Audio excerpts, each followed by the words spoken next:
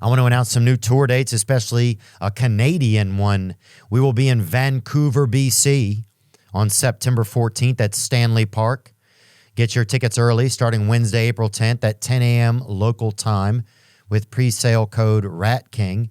General on sale starts Friday, April 12th at 10 a.m. local time. We also have tickets remaining in St. Louis, Missouri on April 19th and Halifax, Nova Scotia on August 11th. You can get tickets at theovon.com/TOUR. Thank you to everyone for your support. And if tickets are too expensive wherever you are, just wait. We'll come back around sometime. Don't outspend yourself. And we love you and thank you. We are here at the Tunnel Bar, downtown Baton Rouge, Louisiana, at the Hilton Hotel. And we are grateful to get to spend time today with a UFC legend, is lightweight competitor, former interim champion, and just a one-of-a-kind guy to cheer for and get to know. We're grateful to have him returning to the podcast. Today's guest is Mr. Dustin Poirier. Shine that light on me. I'll sit and tell you my stories. Shine on me, and I will find a song I will sing it. I'm on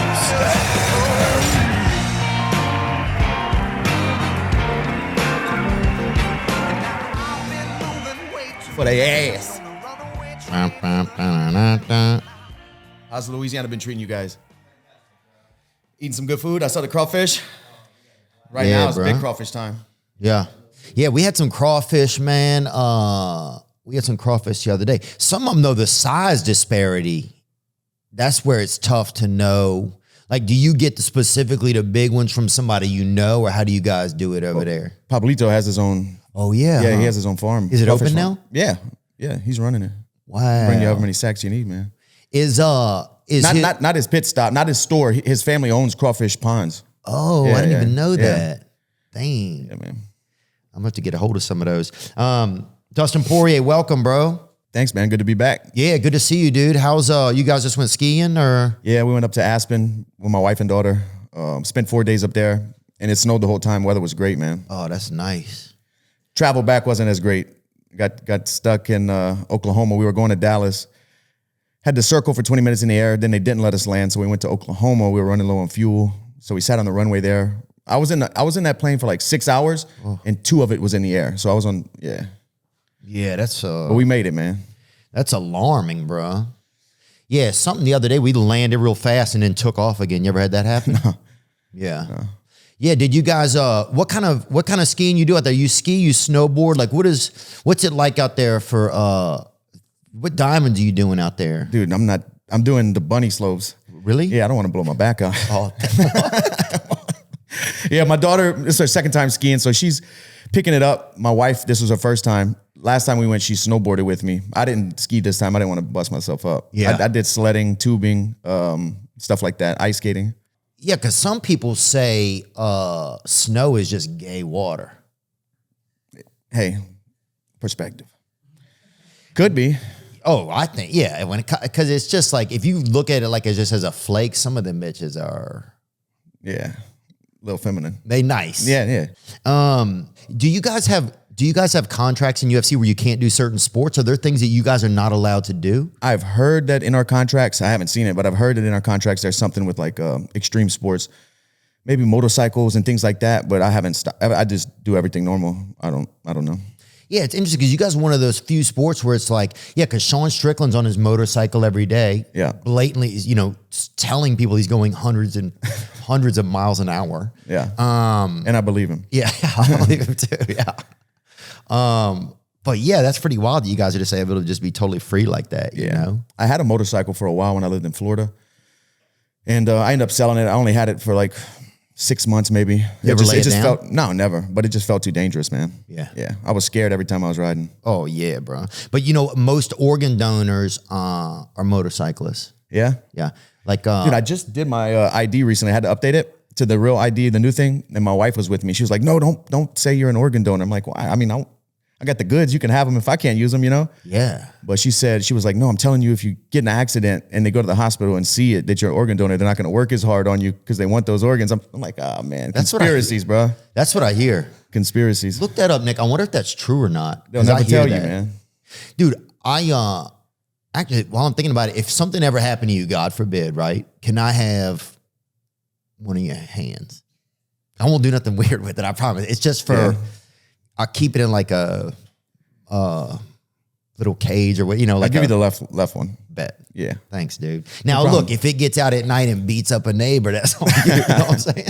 Well, like Addams Family, it? Yeah, it's like, it just fucking starts popping off, bro. Or if it wakes up in the middle of the night and starts cooking up a roux. Bro, I'll tell you what, man. I'm part of the Roux Tank clan. Protect your neck.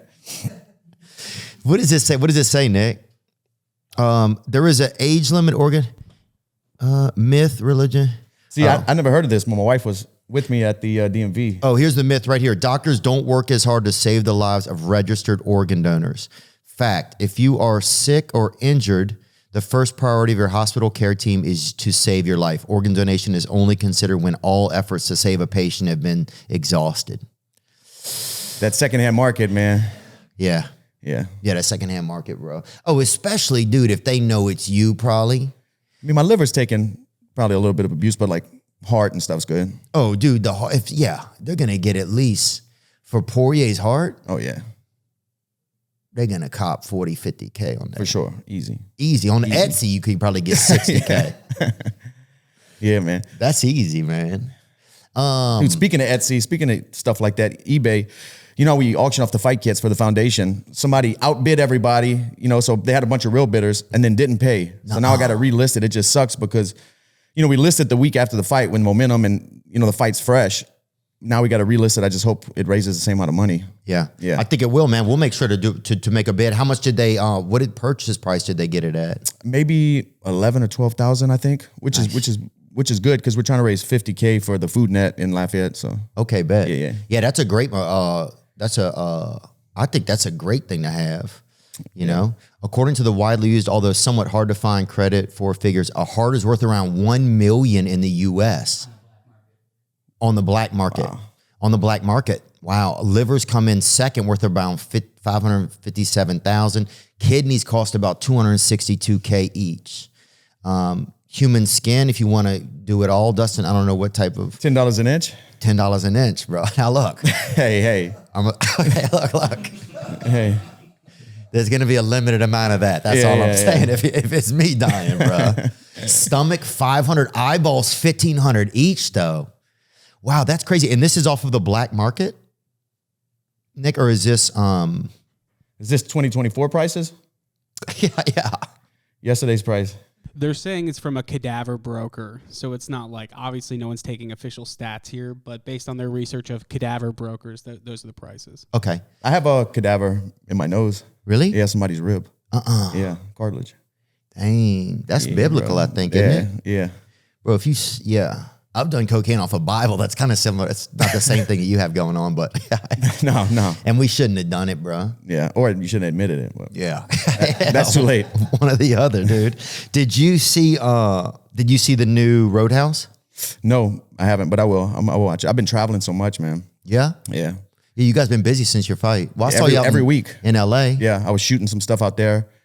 Last week, Aspen. The week before, Carolina. This week in Indiana, I think, for Anthony Pettis.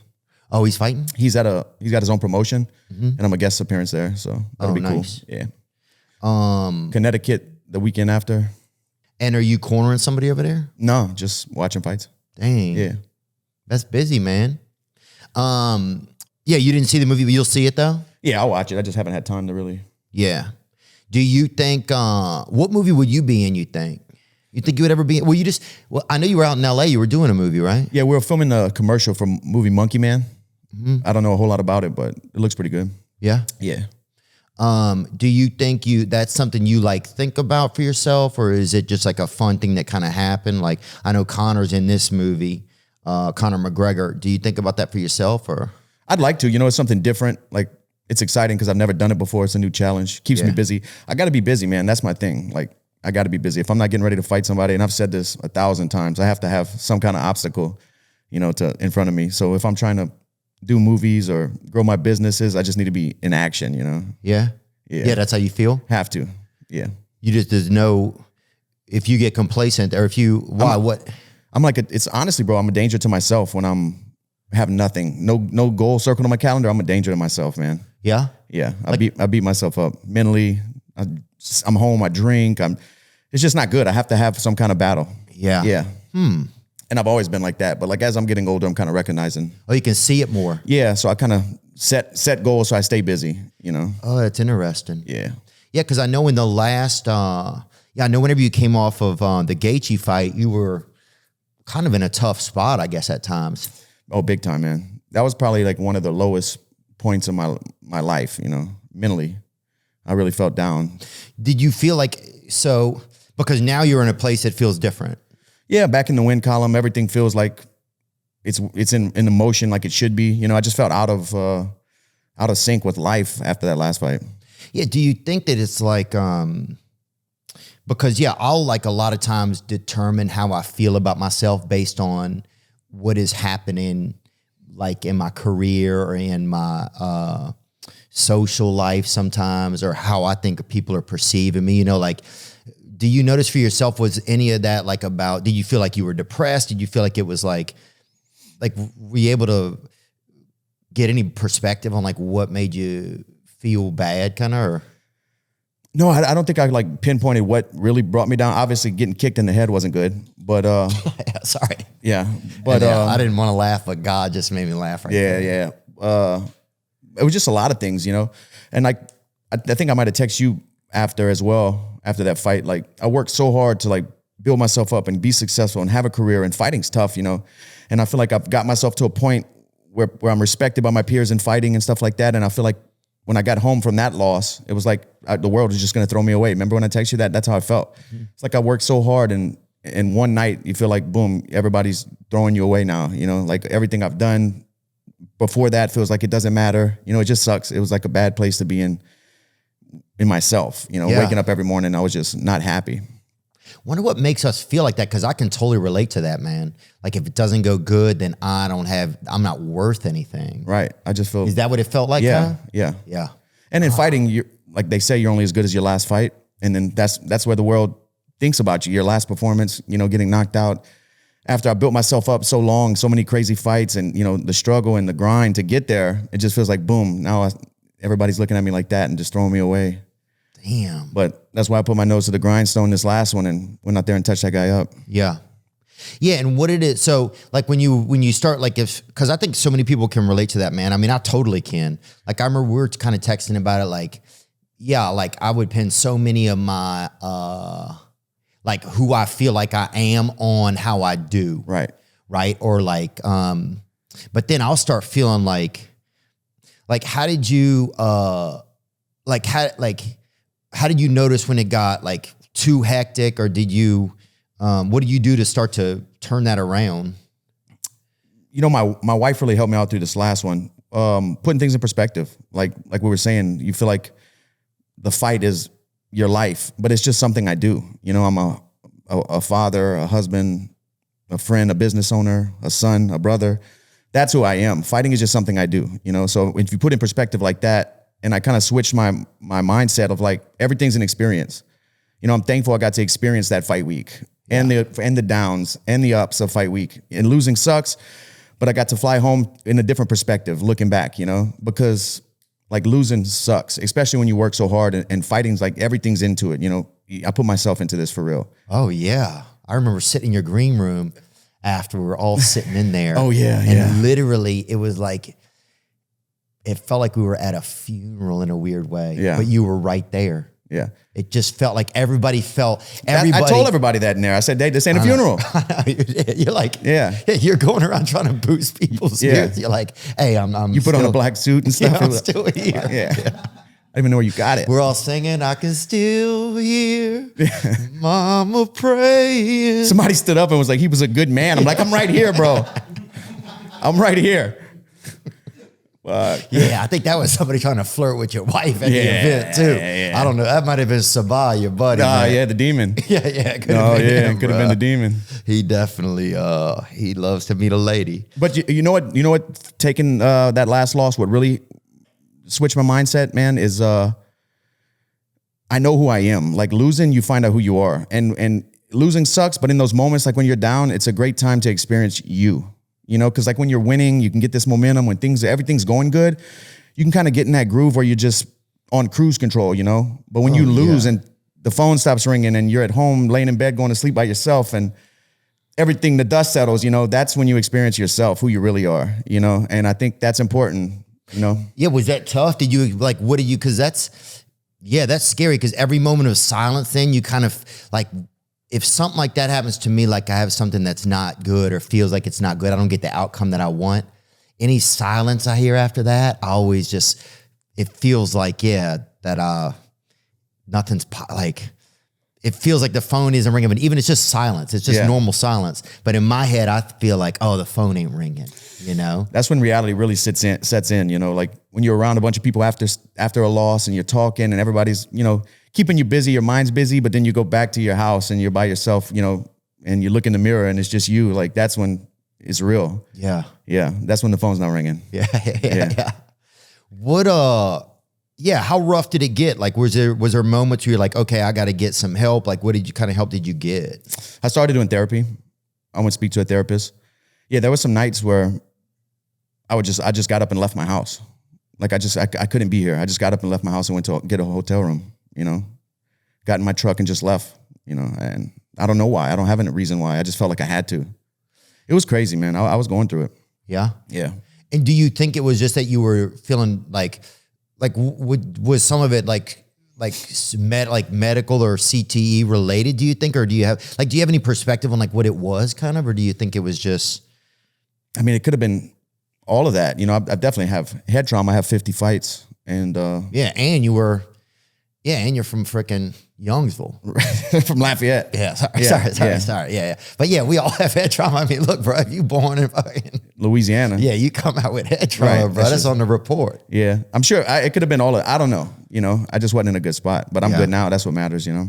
And what about medication or something? Like I was off antidepressants for a while because I was trying to not take them. Mm-hmm. And then I was like, I just can't do this right now. Life's too much. I'm going to get on them. I guess I'm back on right now. But did you ever try any medication, or is that something that a lot of UFC fighters do, or what is that like? I'm not sure. I mean, like we're such tough guys fighting. We don't really talk about that in the locker room or in the gym. We don't talk about like I'm feeling down. It's just shut the hell up and work. You know, we got work to do. You got to fight to win. We don't sit around and hold hands and talk about I'm not feeling well today. Yeah, you're right. That's a good point. Yeah. Good point, bro. It would be nice if we opened up and kind of, because I'm sure a lot of people are going through it and not talking about it, but I've never been like shied away from telling people how I feel and stuff like that. So I don't care. I will talk about it. Yeah. I feel like you try to share when you can about what's going on. And I think that's one thing that's so interesting about kind of what the past like year of your life has been like, is that you were in a space where things were so tough and you were having a tough time, and then you get a victory and some of that goes away, but some of it may still stick around. So then you get some better perspective as to what that's like, you know? Yeah. It's just the highs and lows. Like losing is the lowest of the low. Then you win on pay-per-view, knock a guy out, and you're back on the mountaintop. It's just what a roller coaster this is, fighting, you know? Yeah. Yeah. I'm thankful for it all, though. You know, it's giving me and my family everything we have. Yeah. So I'm thankful for it, the good and the bad. But I wouldn't recommend anybody seek this as a career. Really? No. Be a doc. Go to school. Huh? Yeah, go to school. Go to college or something. Yeah. Maybe that's the movie you could be in, man. It'll be like, Medea goes to the swamp or something. I'm trying to think of a good, since Gyllenhaal and Connor had a movie, what would be a good Poirier movie? Fried green cauliflower ears, maybe. That's a good one. That's a good one. Dustin goes to 10th grade. We could do. I don't know, that's too crazy, bro.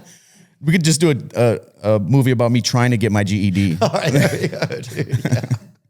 Yeah. There's some scenes where it's like you hear a choir just, I can still hear mama pray. I can do it, man. That'd be awesome, dude. I can get one. Who would play you in a movie, I wonder? You ever think about that? Because Dustin, I would like bro- Jean-Claude Van Damme. Yeah, but I mean, that's does that shoot too high? no, I just think, I don't know if he can do the stuff you can. I think he's getting older. Yeah, he is. But I'm prime, like Bloodsport Oh, Jean-Claude Van Damme. yeah, that would be sick. Yeah. Because one day they could make a movie about you. You know, I mean, it could be like, If I get this fucking gold belt, we're gonna have to make a movie. yeah. Yeah. I remember coming over your house when you had the belt. Yeah. Yeah. Does it ever feel like you didn't have it? Because there's so many, like, because you're still interim champion. Yeah. It's not like champion's not in it. No, and I beat a current champion at the time who was the title holder when we fought, you know. It's just, I feel like it was a world championship, but people's opinions, you know, is what it is. Yeah.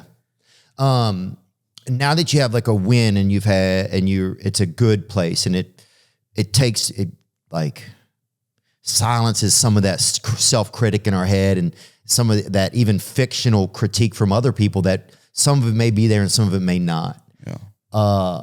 Do you feel like, do I want to risk that again? Like, do you think about that at all? Yeah, I do. Like, where am I at if it doesn't go my way, which is likely, you know, it's fighting. I know I can beat anybody in the world. I believe in my skills, but the margin for error out there is one mistake. You wake up asking what happened, you know, you think you're going to the school bus stop, you know, you wake up like, I'm late for school.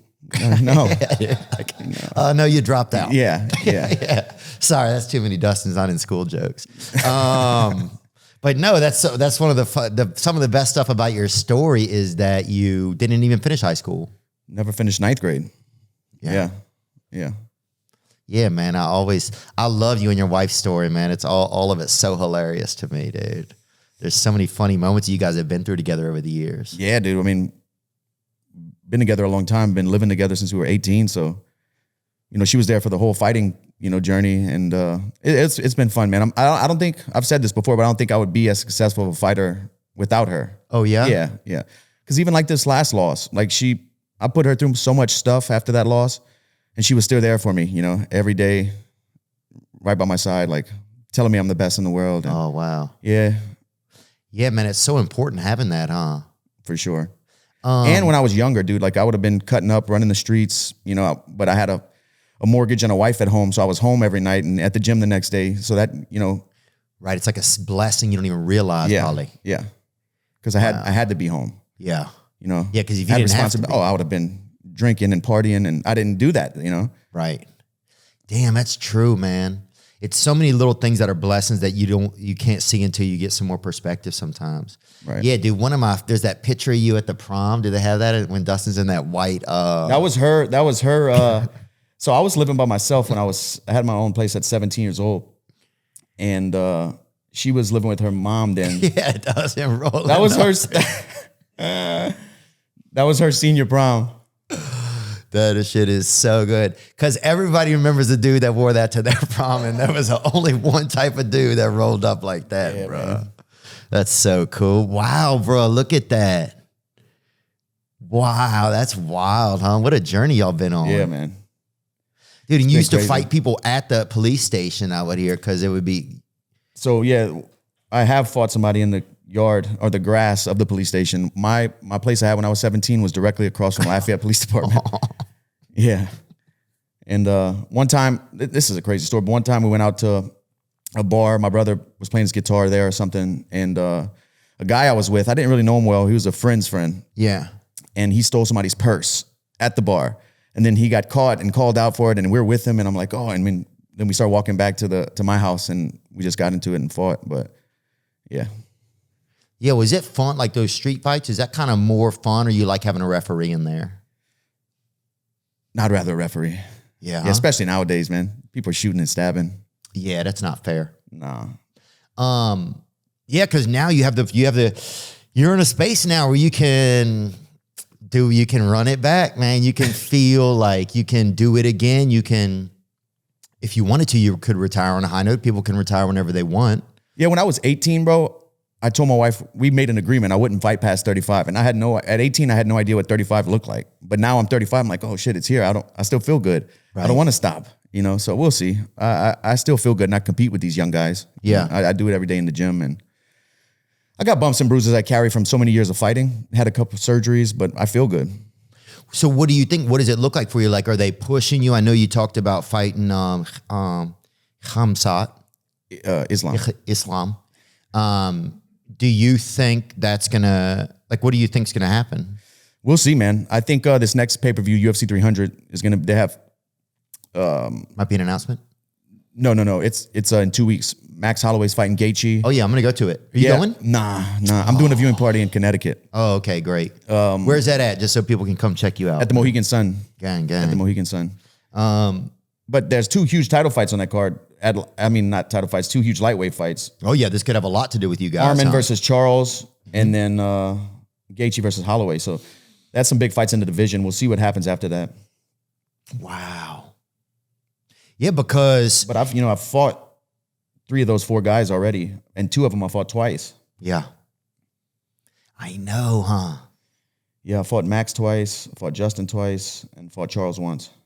Do you have, what kind of outcome would you prefer? Do you think? I don't really have I think people are kind of looking past Max a little bit. I think Max can beat Justin. You know, of course, Justin could win, but Max is tough, his rhythm, his range, and his technique on the feet. You know, unless Justin wrestles a little bit, I think Max can pick him apart and stay on the outside. But that's what makes fighting so fun. We don't know until we watch it.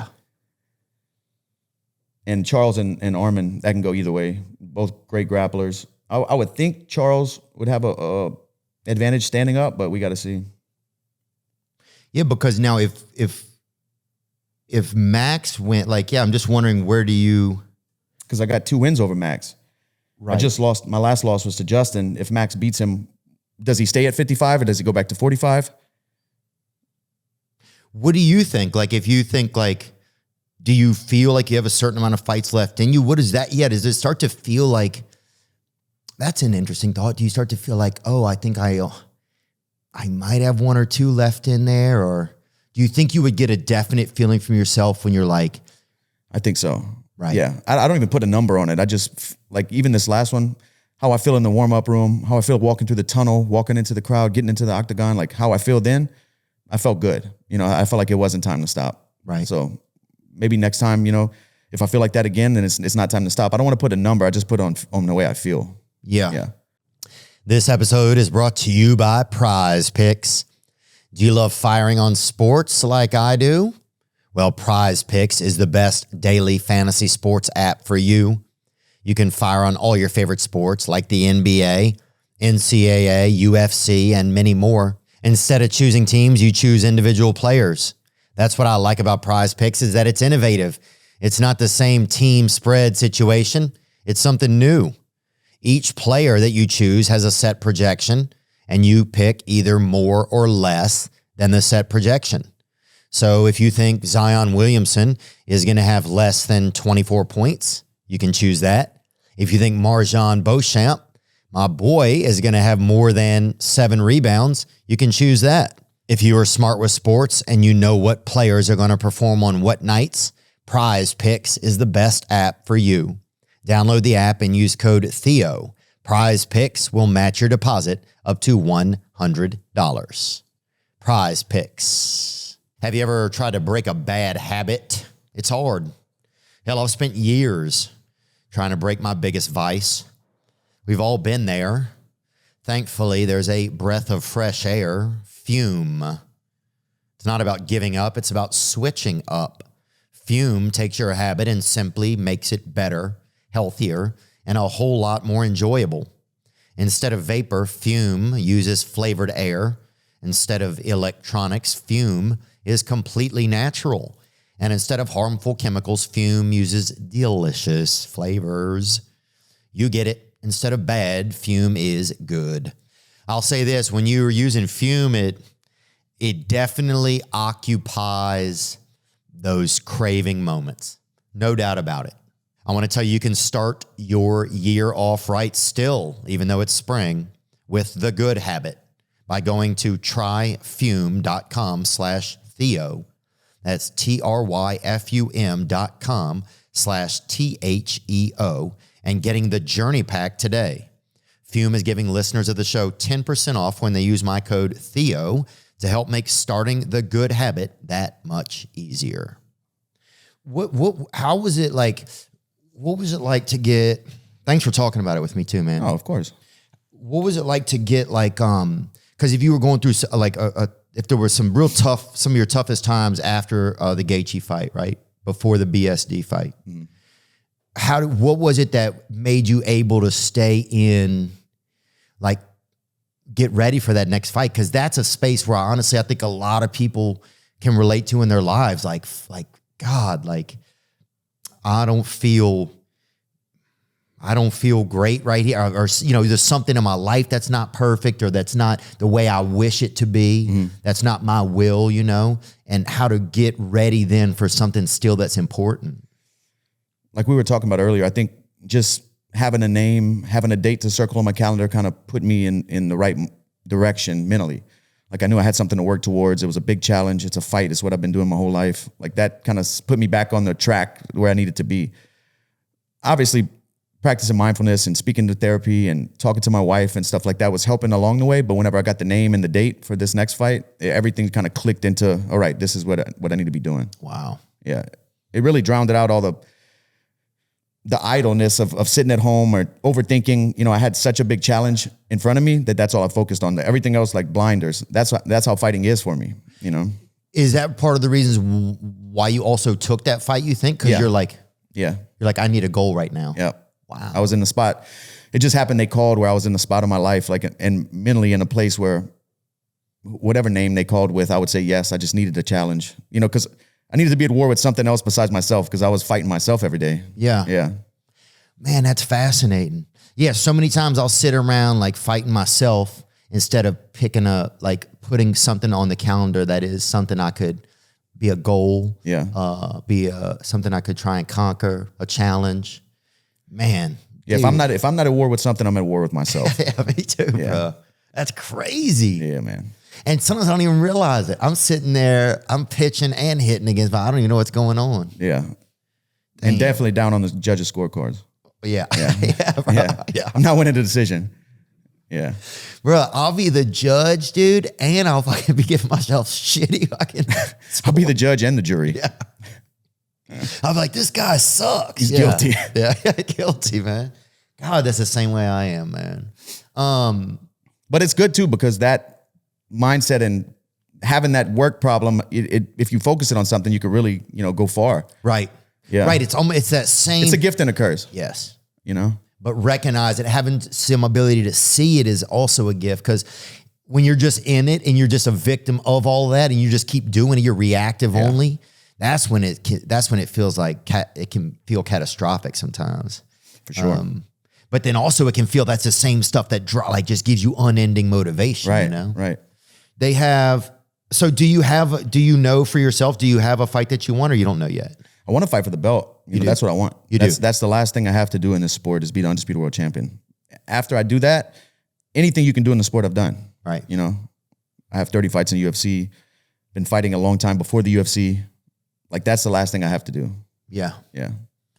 But also I don't want to attach myself to it too much to where if it doesn't happen or if I never get another title shot that I judge my life's work on that, I don't want to leave it like that. So I'm just really practicing trying to be content, like in the place and space that I'm in, Yeah. Yeah, dude. I felt like when you won that fight, it's interesting how much, like I was in that bar, like me and my comedian friend Amir, we're in this bar in Australia, we're watching. Oh, yeah. And I'm like holding on to some guy in there. I don't even know. Like everybody's people were on their edge of their seat. There was like some guy left his wife right during it.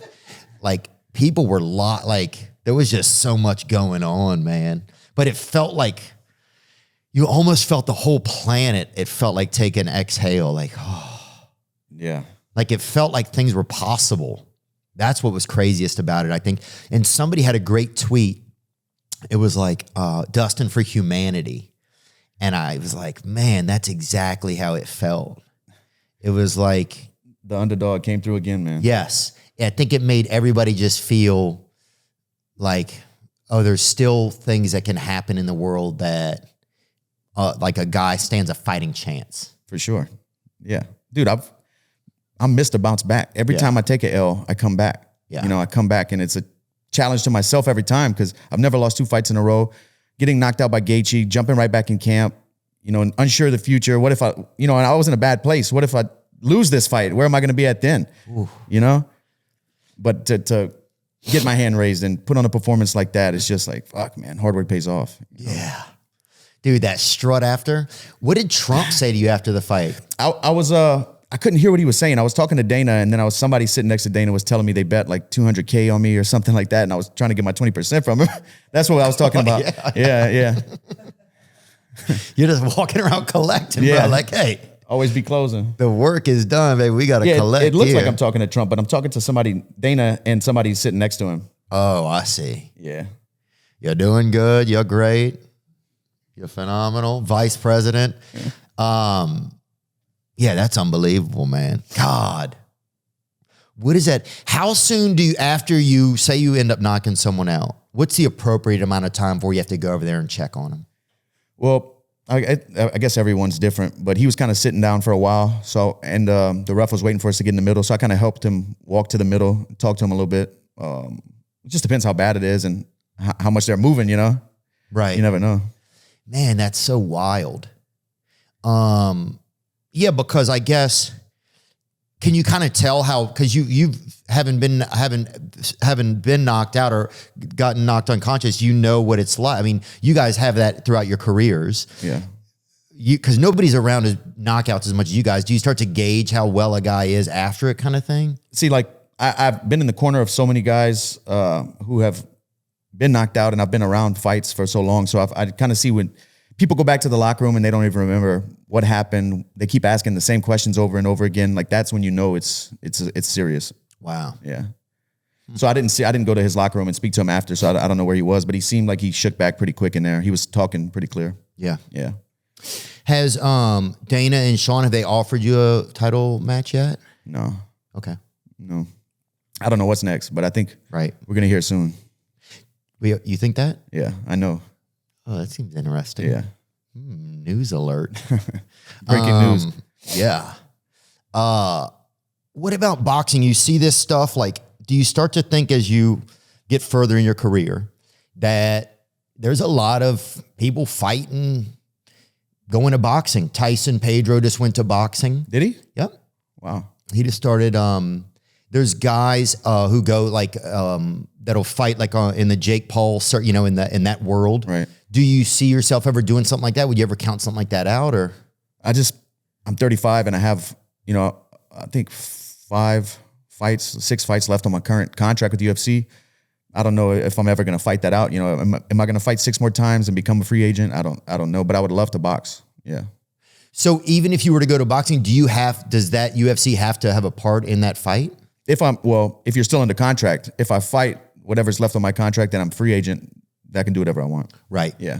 But if not, and there's not like an equal parting, then even if you were to go do boxing, like Tyron Woodley went and boxed, he was out of his contract. Oh, he was out of his contract. Yeah, I think the only person who's ever done that is Conor, where UFC was co-promoted it and got a cut of it. But against against Mayweather. But it was such a big fight, everybody won. That makes sense. Other than that, I don't think the UFC would let anybody do that. Yeah, because it would open up a can of worms. I think it would just open up a crazy can of worms where now Dana, he doesn't want to, it doesn't seem like help promote a lot of that. Yeah.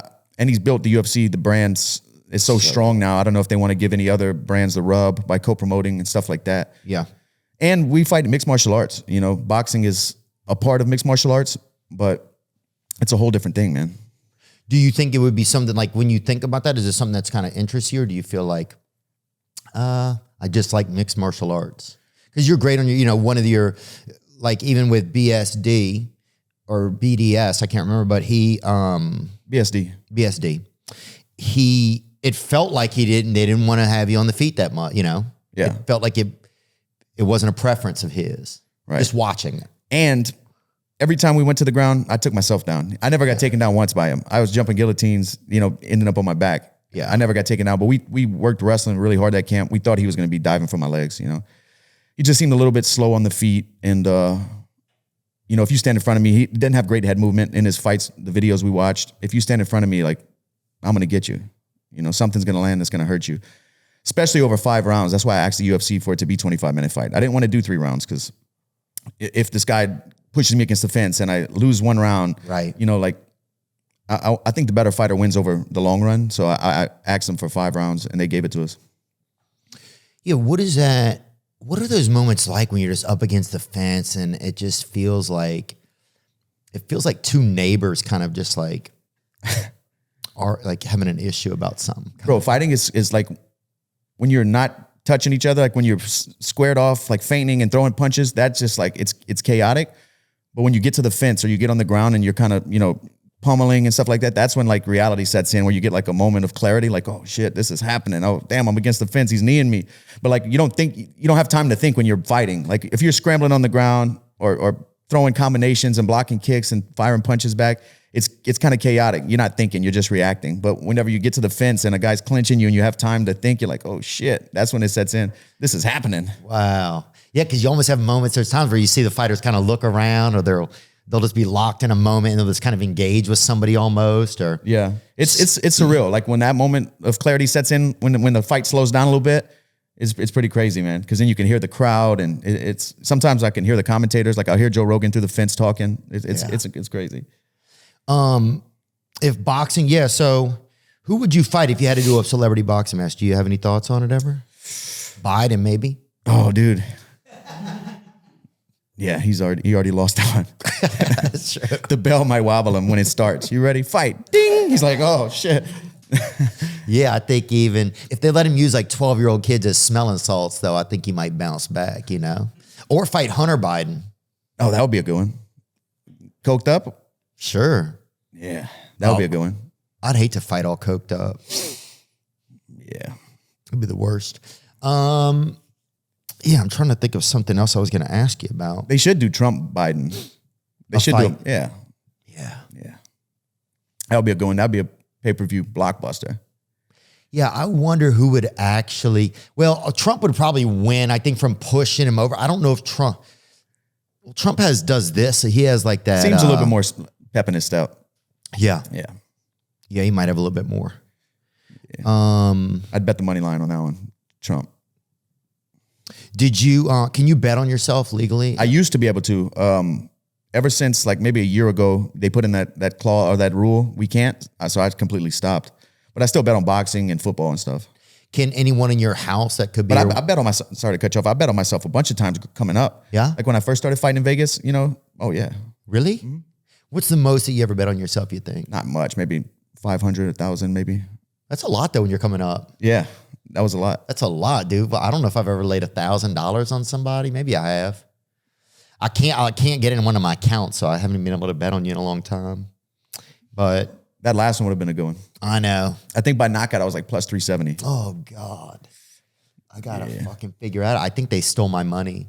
But yeah, I don't even know what company it was, but yeah. What do you think, man? I was gonna say this. A lot of people are talking about aliens all the time, and I'm talking about Joe Rogan, but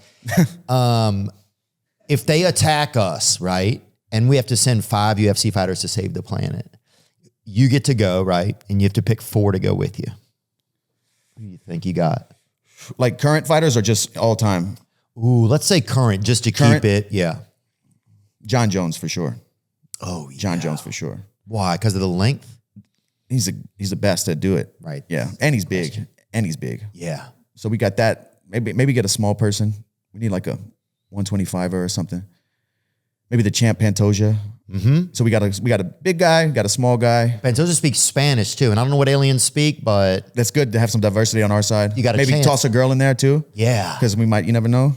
Yeah, who's the new girl that just came over from PFL? Yeah, Kayla Harrison. Kayla Harrison. Toss her on the team too. Yeah. Yeah. Okay, so you got Kayla Harrison, John Jones, Pantoja, sorry. All right. And damn. Do we need another big guy, you think? How big are these aliens? Well, I'll say this. A lot of them, their lateral movement struggles, but they can like blink and order Starbucks. So it's a lot of mental game. You might need a... Dang. I'd bring Gaethje. I'd bring Gaethje. Yeah, you guys are warriors. He can go on the front line like the wrecking ball. We'll send him over first. Yeah, there you go. Yeah. Yeah, they asked for somebody else, but you just tell them it was him, and he just fucking goes. They want you over there, bud. Yeah, he would go anyway, man. Yeah. One of the best things that I ever saw was like one of the first UFC fights I ever went to. He's just backstage. He's in the backstage and literally just walking around almost looking like he's ready to fight anybody. He's like, I'm ready to fight anybody. He was fighting that night? No, he wasn't. Oh. That was the crazy part. But it was just like showing up, like showing I'm ready, you know? Yeah. It seems like there's a lot of like, because you just get so few chances to show your shine in your sport.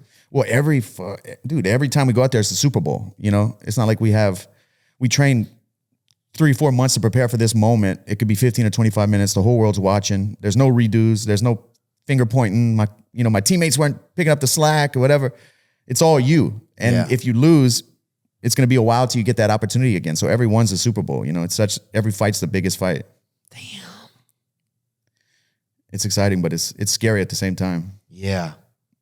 Yeah, I think that's what makes it so appealing to so many people. I mean, the sport's grown so much since you've been in it. Have you felt that as a competitor? 100%. Really? Yeah, big time.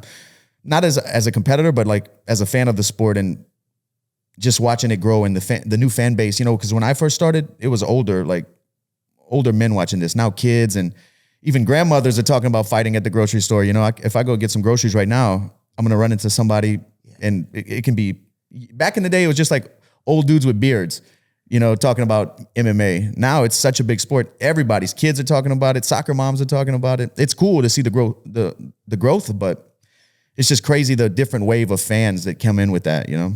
Did you feel the growth, like being in the ring and stuff? Has the size of venues that you guys have been in changed and stuff too over the years? Yeah, or what's that been like? The crowds. Well, when I first started fighting in Vegas, it was at the Palms. It might have, I don't even know, 1,500, 2,000 yeah. Really? And that was the UFC fight night? That was WEC. UFC, they did big events like 10,000, or they go to the MGM or the Mandalay. They might have like 18,000. It was big, but they would only do pay-per-views every few months. You know, now there's a fight every week. Yeah. Every week. That's another thing that was cool at the beginning of fighting too. When I first got to the UFC, like you win a big fight, that high lasted for months because that's how long it was until the next event. Oh, so you got to be the real. Everybody's still talking about that last card. Now you went on a Saturday, it's already you. By the time you fly back home, it's fight week again for somebody. You know, so the focus of the media and everything switches to the new guys coming up. Mm-hmm. So I've noticed that big time.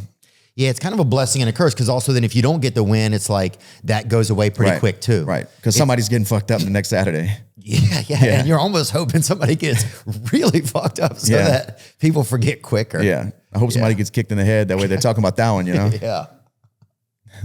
Yeah, I remember that because I remember Dominic Reyes? No. Dominic Cruz also got a head-to-head kick that went. Cheeto. Oh, that was against Cheeto. Yeah. Huh? Yeah. Cheeto's a cool dude, man. Yeah, Cheeto's a neat guy, man. Oh, it was powerful to see him go against Sean to stay in there. Dude, he took some damage. Man, he did. That knee? Jeez. Oh my God. I had to rewatch it because I was doing media right after the fight, so I missed it, but I went home and watched it. And yeah. It made my throat hurt for some reason. He's never been finished, bro. Never. Yeah. I think he wanted to stand on that. It was amazing how Sean, it was just like, oh my God, jeez. Pez dispenser. Bro, I feel like you. That ain't good for you. Somebody just opened up a pecan. Yeah, cracked the pecan right there. Remember that sound, bro? Oh, yeah. You guys had pecan trees in your yard growing up? Yeah, I used to gather them up and go sell them that was beer money. Was it? Oh, yeah. Yeah, bro. Mm-hmm. Yeah, when I was growing up, dude, a sack of pecans was something nice, dude. I don't even know what they're going for now. But I used to have the tools where it rolls on the ground and picks them up. Yeah. Yeah, dude. We used to go pick them up. My buddy, Robert, he was kind of, his parents thought he was haunted or whatever because he had his mom was a nurse or whatever, but his dad was out of work. But we would go over to his house. They had a couple pecan trees. Yeah, man. We go pick them up. And sometimes you get them maybe a little too early. Yeah, they're green. They're bitter. Yeah, you still have it, but you wish you hadn't had it. Yeah. Sometimes you got to shake the tree to make them fall too. Really? Oh, damn. Yeah, now you never threw like sticks up in the tree to make them? we throw sticks, but I wasn't over there just fucking shaking that bitch, dude. Oh, yeah. Climb up, get on a branch, shake them down. Like tied to Ivasa or somebody. Yeah, bro. Oh, he can shake it. The hell out of the tree. Those bitches up, man. Yeah, bro. Like Louisiana, we're the only people that call them pecans. everywhere it's Pecan, and you've traveled a lot. I hear Pecan a lot. You hear Pecan outside of? No, that's true. I don't. Oh, look at this right here. About to shake that bad boy. Oh yeah, Mr. Weatherall. Look at this thing. I don't know what's going on here, man. This dude, it looks like he's. Look at that. Ooh, shorty getting. Look at all the pecans falling. Bruh. Twerk team. Shorty getting wicked, huh? Shaking them branches, boy. Damn. They need to do a Mr. Weatherall remix to this then. Look at that. That thing shake what your mama gave you, You know what I mean? Bruh, that's crazy. I wonder how many it says they got. Did he say? That's unbelievable. I mean, that's thousands of pecans falling. Because you know there. the green thing that goes around them, you know when they're ready, it opens up, it looks like. And then it has a shell in there. Right, even. but if you shake that when they're open like that, bro, they'll all fall. Bro, pecans were so good. Sometimes you would get them at the right exact time and it would be a little bit sweet. Yeah. Oh, that was so nice, bro. I loved having that. I like them fresh like that. Yeah. Get your little snack. They were pretty good. What we got in the news, Nick? Drake gifted Sexy Red, Aiden Ross, J. Cole, and 21 Savage a heart chain, but many people did not think it looked like a heart. Oh, wow. It's a scrotum. Yeah, bro. That's a different set That's of a pecans. beanbag right there. Yeah. yeah. That's a... It's got veins on it and everything. Damn, he gave that to people to wear on their neck? Dude, I'm not wearing some mixed guy's nuts on my neck. Okay, I don't know how. I don't care what even if it matches with a belt I have. You ever see the big trucks with the balls hanging off the back on the toe? That's what that looks like, bro. Is that some kind of an ownership thing? If you send somebody's nuts to somebody, that to me seems like I wouldn't. Like if somebody sent me their nuts, even if it was a hero of mine, you know, even if it was trying to think of somebody. Willie Nelson or whatever. Right? Yeah. If that dude sends me a golden nuts, I ain't wearing them bitches, dude. I love him, but I'm not wearing them bitches. What if Lance Armstrong send you one nut? Would you wear that? I wear maybe it's just an earring. Yeah. Yeah. Especially if I'm biking, I wear that bitch. Just bro. one. Solo. Bro, having one nut has to be cool. It's almost like mistletoe, I feel like, you know? I feel like at that point. Yeah. Yeah, I think having one nut has got to be a unique thing. 2 nuts. I don't want more than 2. I know that. Yeah, not 2's the perfect amount. Yeah, 2 really is, huh? Yeah, it's balance. You're balanced. Yeah, you almost can juggle it, but you can't, you know? It's kind of a reminder. Yeah. This episode is sponsored by BlueChew. If you have had sex before, then you know what I'm talking about, baby, sex. And sometimes you want to get that pump, baby. You want to feel that. You want to feel that Johnson climbing, baby. Looking for the moon. BlueChew can help you. God, I'll chew on a wiener upper. You know me. BlueChew is a unique online service that delivers the same active ingredients as Viagra, Cialis, but in chewable tablets and at a fraction of the cost. You can take them anytime, day or night. You can eat half of one, save you a little bit for later. It's great. I've had them. BlueChew's tablets are made in the USA and prepared and shipped direct to your door in a discreet package. BlueChew wants to help you have better sex. Discover your options at bluechew.com.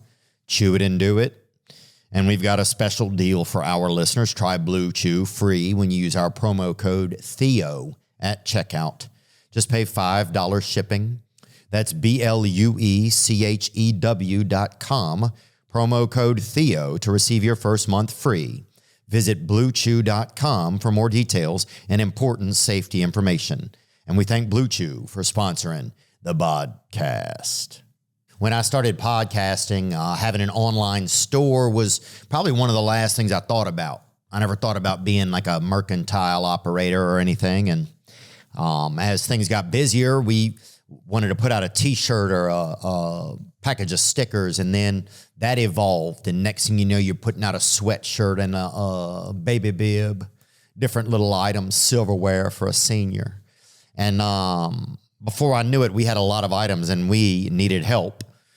And that became so easy because I use Shopify That's right. Shopify is the global commerce platform that helps you sell at every stage of your business, from the launch your online shop stage to the first real life store stage, all the way to the did we just hit 1 million orders stage. Right now, you can sign up for a $1 per month trial period at shopify.com/Theo, all lowercase, THEO. Go to shopify.com/THEO now to grow your business, no matter what stage you're in. Shopify.com/Theo. Today's episode is brought to you by BetterHelp. You know, my social battery gets depleted pretty easy, I'll say it. And I'll keep committing to things, and then there's too many things. And then I realize, man, you never really have any time for yourself. That's an issue that I've been dealing with. And so putting me first sometimes is important, and sometimes I need somebody else to discuss that with, to reflect and help me make a plan for myself. That's where therapy comes in for me. BetterHelp can help you find therapy. If you're thinking of starting therapy, give BetterHelp a try. It's entirely online. It's designed to be convenient, flexible, and suited to your schedule. Just fill out a brief questionnaire to get matched with a licensed therapist. And you can switch therapists at any time, and I can encourage you to do so. So many times we stay with a therapist for no reason, just because we're afraid to say, I want to try someone different. Find your social sweet spot with BetterHelp. Visit betterhelp.com/THEO today to get 10% off your first month. That's betterhelp.com/Theo. And we thank BetterHelp for supporting this podcast. What else we got in the news, Nick? Governor DeSantis enacted a social media ban for children under 14. Oh, It's supposed to go into effect January 1st, and kids 14 to 16 need their parents' permission. my wife was just talking about that. Really? Yeah. Florida Governor Ron DeSantis signed one of the country's most restrictive social media bills into law Monday, banning children under the age of 14 from having accounts and requiring children aged 14 to 16 have parental consent to hold one. Huh.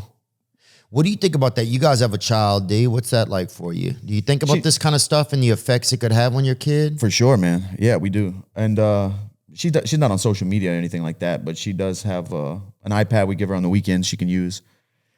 Like Friday night, Saturday night, when she's out of school, she's on it, you know. Or if we're traveling, she'll watch movies and play games on her iPad. But yeah, I don't think it's good, you know. Like being at that age, 14, start, high school, your friends and who's popular at school, it affects you like I don't know, it's hard to put into words, but it's a big deal, man. Think about how tough it was without this. Yeah. Now you have this, and it's just, you see the bullying and stuff like that on there. I don't think a kid can handle all that. Yeah, I agree. I mean, well, they have so many kids that have had taken their lives, had a lot of issues with online bullying. And as a parent, the scary thing is, you don't even know it's happening sometimes, I think. So that's probably one of the things I think would probably be good if they had. But also, like raising a kid, all of her friends are going to be on social media when they get that age. And she might be the weird one out if we don't let her. It's a weird place to be in. Yeah. Yeah, I think a lot of parents don't set controls on their kids' social media. They just think the kid isn't going to get into stuff, Yeah. But I think, I don't have any children, but it would seem like as a parent, you got to make those choices because your child's not really going to, they're going to make some of them, but you got to really look out for your kid in every space. Yeah. And that's crazy because somebody could get to your child through social media. It's just so wild, Right. And just the stuff they're exposed to, man, the internet's a wild place. Oh, it's horrible, dude. She has like kids YouTube. We have like the parental settings and stuff on that. She can go on YouTube on our stuff. But yeah, I don't want her seeing even some stuff on YouTube is crazy. Yeah. Yeah. Oh, yeah. What else did I see? Oh, I saw that kid still hitting home runs. You see that kid? Big Al, remember him? Big Al? No. The children's, he was a child. An Italian child, I think remember he hits, what did he call it? This guy would hit home runs all the time. Hi, my name's Alfred D'Elia. At home they call me Big Al, and I hit dingers. Hi, my name is Alfred D'Elia. At home, they call me Big Al, and I hit dingers. And he grew up. Oh, it's him as an adult? Yeah, he's still hitting dingers. Dingers. That's got to be heavy for kids. Yeah, I think kids, yeah, because if something happens to you when you're a kid and it goes big on social media, then you're that kid forever. Right. If you're like the kid that like yells a slur or something or calls somebody a GAY or something when they're on like dental gas or whatever, and then that's who you are forever. Like you can run for mayor years later on that, you know? That dental gas will get you. Oh, God, that shit is fun, huh? You ever get any good gas, any good stuff to huff out there? Whippets back in the day, not the dental gas. Back when I used to work at a restaurant, we used to crack them whippets. Oh, dude, the whipped cream, whenever they finally put it on dessert, that shit was just kind of dribbling out of there, bro. It was dribbling out of my lungs. Yeah, bro, there was nothing left. There was no whipped cream left for your dessert. Oh, man. What's the number one fight that you would make outside of your division? Is there a fight that...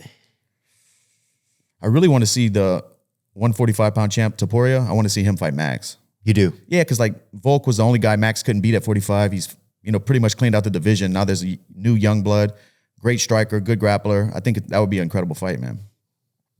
Max versus Poirier. Yeah, that's wild, because who just called him out too? Sugar Sean just called him out? Hold out. Oh, that would be a good one too. Yeah. Yeah, that would be a good one.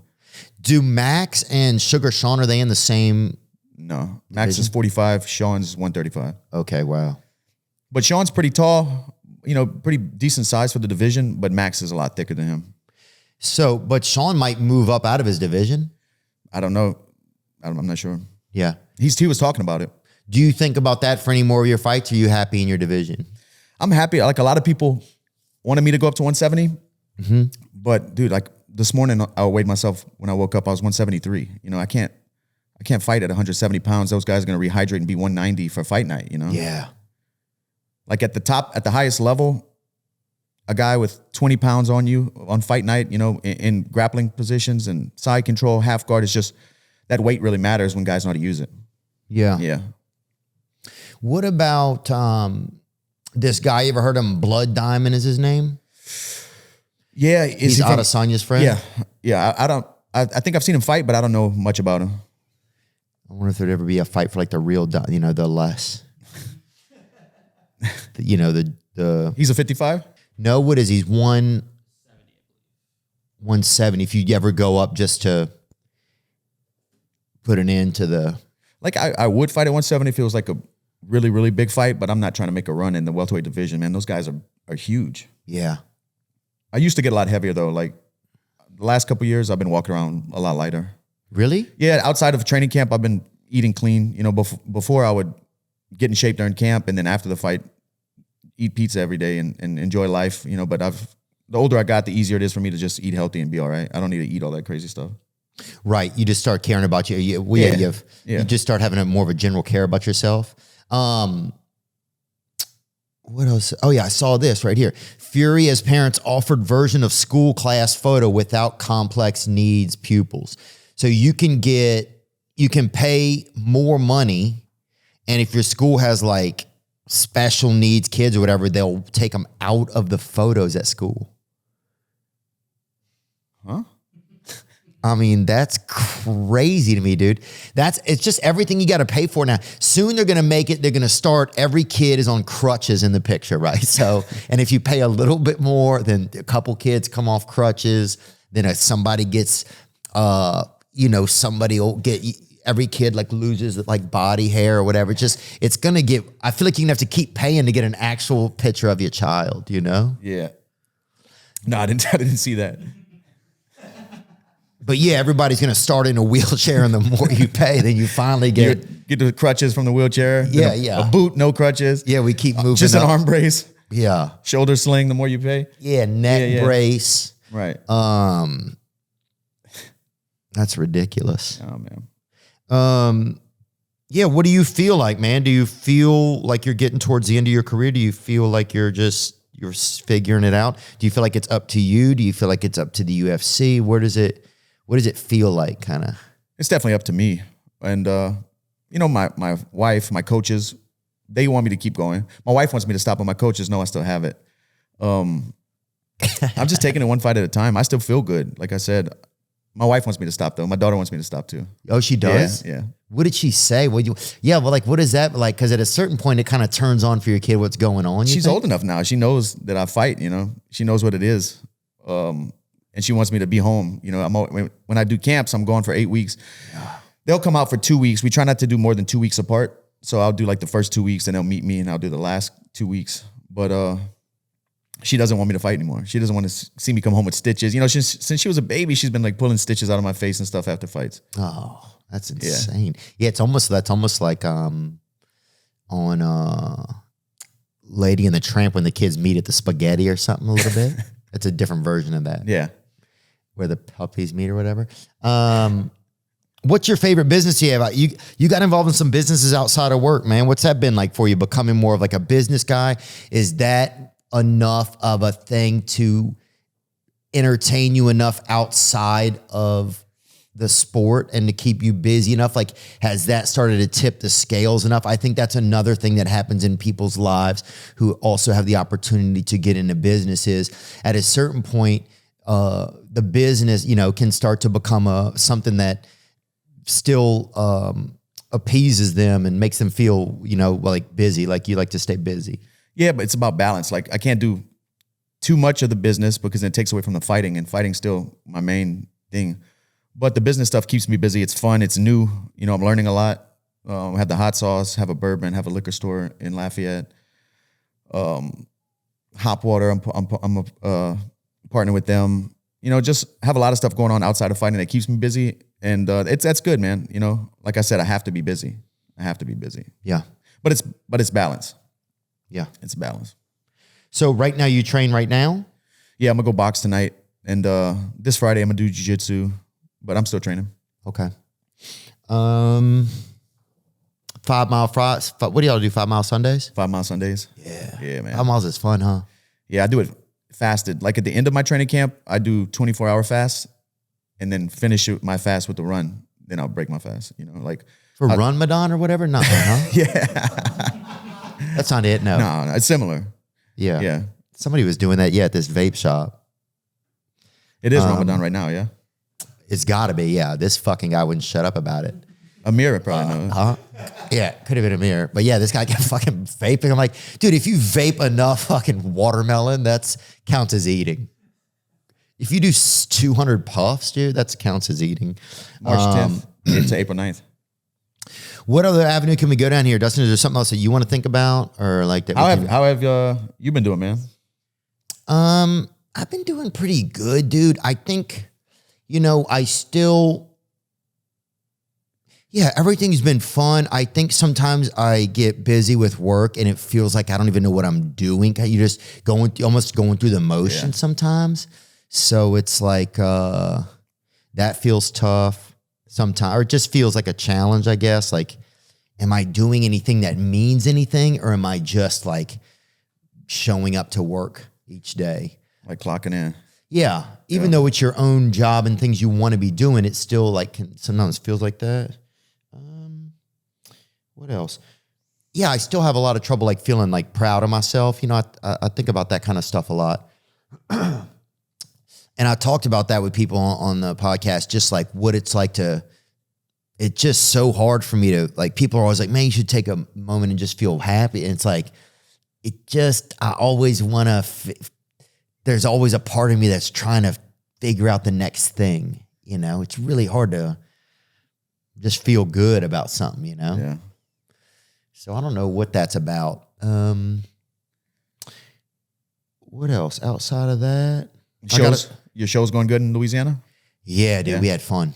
That was some of my best shows, man. I know you guys came out to the last one at UNO, and that was awesome. We still have a lot of people that talk about that you were there. I ran into a guy at the gym the other day. He's like, yeah, you brought out Dustin. That was awesome. But we had some great shows this weekend. Nice. I just got a Cybertruck too. Oh, you were telling me that? Yeah. You got it? Yeah. How is it? It's wild, bro. I mean, for one, you feel like you kind of work at Lowe's kind of a little, because it feels like you're supposed to be like delivering something to somebody, but you never drop it off. What do you put back there? It's just the whole car feels a little bit like an appliance. Yeah. So it feels like it feels like sometimes somebody's just going to open up the back and just put a TV dinner in it. It just has this like kind of, or just put a load of laundry in there, just press a button, you know, it has an appliance-y kind of feel, but then it makes this sound when you go fast and it literally feels like you're going into the future. Nice.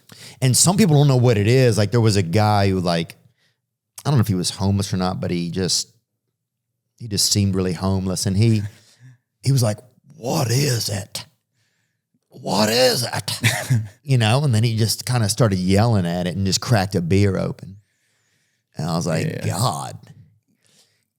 Sometimes I feel a little bit like, because people look over at it. And then, well, first I thought the windows were tinted, right? And they're not. So I'm like, Elon, fucking how much to tint these windows? Probably like $112, bro. And I ordered this bitch. I got a buddy to do it for you. Yeah. Oh, you got a buddy here who'll do it? Oh, yeah. Yeah, bro. I got to pull up on somebody, bro. Get some of that swamp darkness on it, man. bro. Just get it a little bit brackish, Yeah. Sure. But so that's interesting. I think I was a little bit embarrassed, like at first, like, because everybody looks at it and you kind of don't want to be the center of attention sometimes. So you're like, and I thought it was, so I'm in there like just being alive and shit. And you're like, oh, everybody can see in here. I thought nobody could see in, because people would be at stoplights just recording a lot of times. And I'd be like, oh, I'm safe in here, you know? Yeah. And then I'm not. And so that was dumb. But what's it like? It definitely feels like the future some. It looks like the future. Yeah. They have big tires on them, right? Yeah, the tires feel like, they almost feel like they're from like some vehicle out of like a sci-fi movie or something. Yeah. It's got a sci-fi kind of feel to it. I've only seen one in person. Yeah. In Miami, yeah. You did? Yeah. What was it like? At first I was like, I don't know how I feel about it, but it's growing on me for sure. It looks strange to me. Yeah. It's cool. It's different.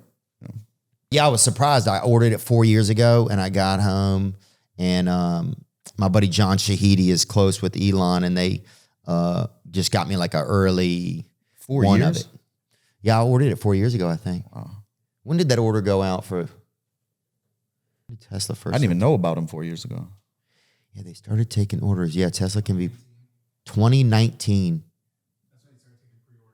I'll put that $100 down on that site. Yeah. Because you got to think, even if 1 million people put it on, that's $100 million they made right there.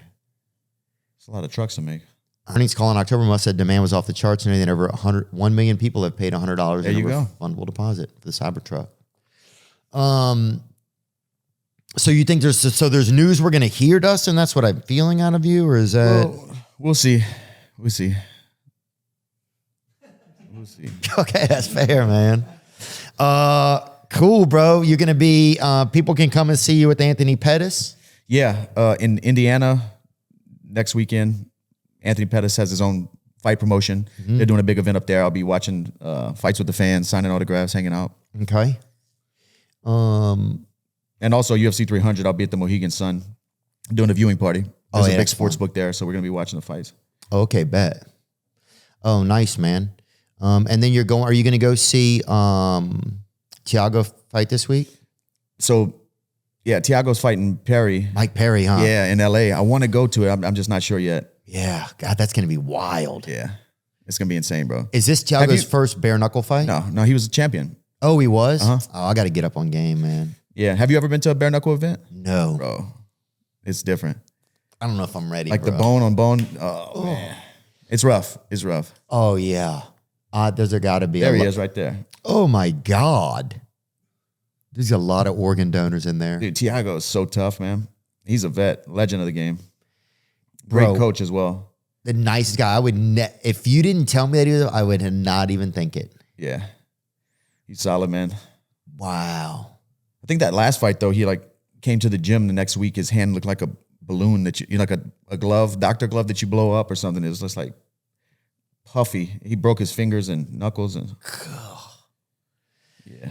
That's wow. That's going to be a war, man. Isn't it so amazing how Mike Perry has found such a home in this sport? This is perfect for him, man. He's the face of bare knuckle fighting now, you know? So wild. Yeah, his style and his grit, just how crazy he is. This is perfect for him. Yeah. It's amazing how it all kind of like things evolve where there's a space for everybody, you know? Yeah. He found his spot for sure. Wasn't Gerard Meerschaert just in this too? No, he's still in the UFC. Oh, he is? Yeah, that was Luke Rockhold. Oh, yeah, Rockhold's fighting this week or something, or he just fought? No, I think he's fighting karate combat versus Joe Schilling. Oh, those are interesting. I haven't been in one of those. You been in one of those? No, I never been in one. Yeah.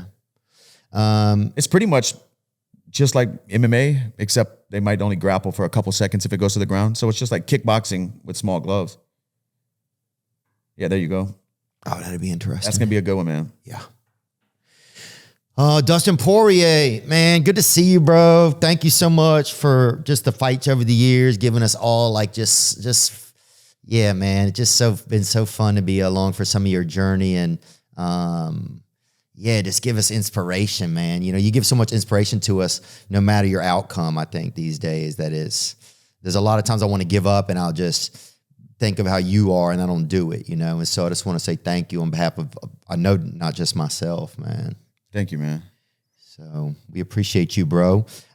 Excited to see what happens next, Yeah, bro. buddy. In all facets, baby. Yeah, we'll see what happens this coming weekend or 2 weeks away at UFC 300. I think that's going to shake the division up a little bit, and then we'll see what's next. Let's go. Strappy Gilmore. I will fucking punch somebody's fucking step-husband out. Fuck. Dustin Poirier, thank you so much, bro. Oh, man. Yeah. Now I'm just floating on the breeze, and I feel I'm falling like these leaves. I must be cornerstone.